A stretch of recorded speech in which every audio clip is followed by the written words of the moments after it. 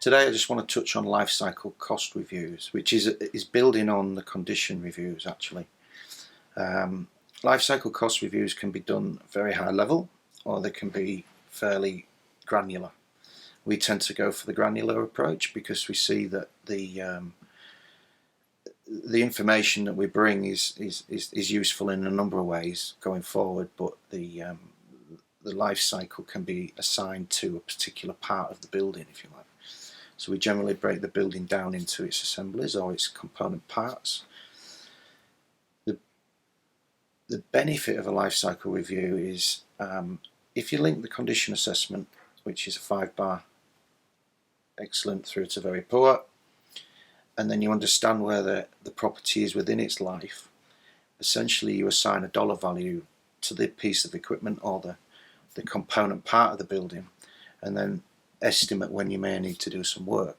So for an example, and I'll pick on engineering services as I normally do, but distribution boards, for example, in a property, if they're well maintained and they're not getting messed about with too much, they should last for 25 years.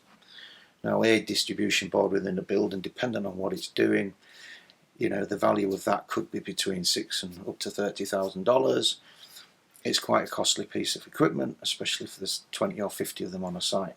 Okay, so as that grows with the quantity of the pieces of equipment that you've got, and you understand where the piece of equipment is within its life, so if I pick on that 25 years, if it's already 15 years into its life and it's a heavy duty use environment, you expect that you may get 10 years out of it, but you might make the decision and say, actually, it ain't going to go for 10 years because it's getting used a lot, i.e. changes are getting made in the distribution board, which means that it won't last as long as it should.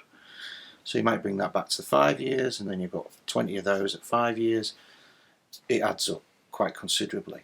So what the life cycle cost is trying to do is combine what we think the estimated cost to remove is and replace, what the cost of any works of logistics to get that piece of equipment in, for example, with a chiller on a roof.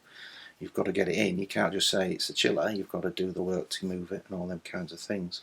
Combining that with the condition, the 5-bar rating, combining that with where it is within its life cycle and what the expectation is for it to remain in an operational maintainable condition, gives you where that, if you like, in the life cycle we go from a 10-year up to 20 years, where's that dollar value going to be needed on that scale?